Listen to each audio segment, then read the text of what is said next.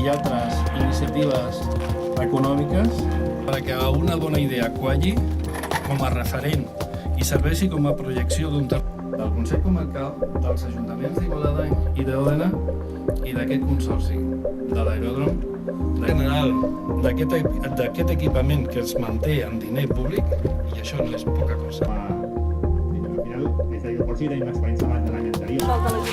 Que jo soc del sector. Espera un moment, que has de trucar una foto.